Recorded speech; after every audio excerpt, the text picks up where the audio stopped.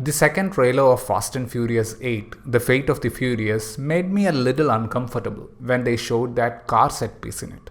It reminded me of the kind of collateral damage thing we saw in the last portions of Furious 7.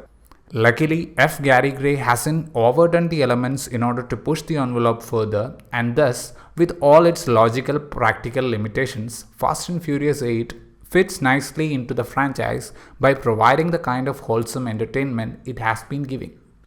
Dom is spending his honeymoon with Letty in Cuba this time, and an uninvited guest, Cypher, comes into the picture. She had something that made Toretto work for her.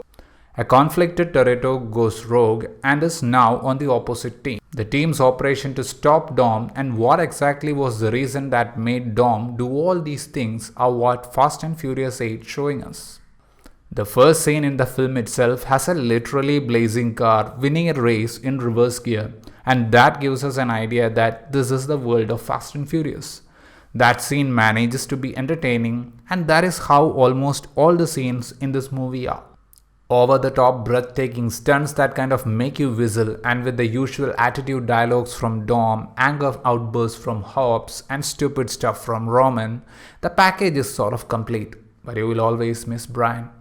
If they have tried to create villains with more of a physical power and domination in the last few parts, this time the villain is more on the psychological level. You will definitely have questions looking into the logical aspect of Cypher's power, but the purpose of the film is to entertain us by creating interesting conflicts and exciting twists in the tale.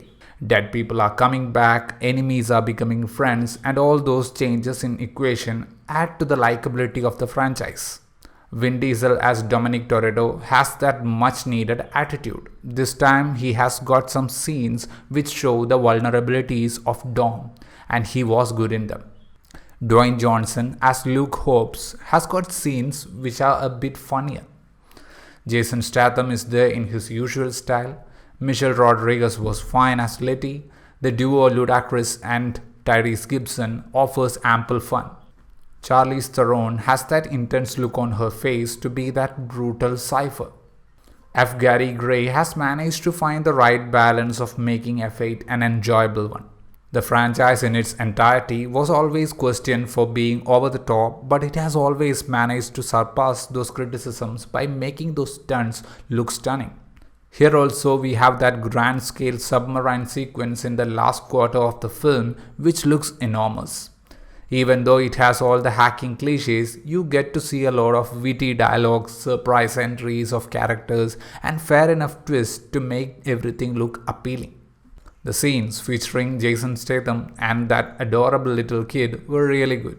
The visuals and cuts have managed to contain the stunts in a very elegant way. That auto-drive set piece was a bit too much to digest. So to sum up, Fast and Furious 8 does entertain you eventually. The franchise has a format and certain elements which give it an identity, and they have managed to add all that into this movie as well. And yeah, there is a sweet small tribute to Brian.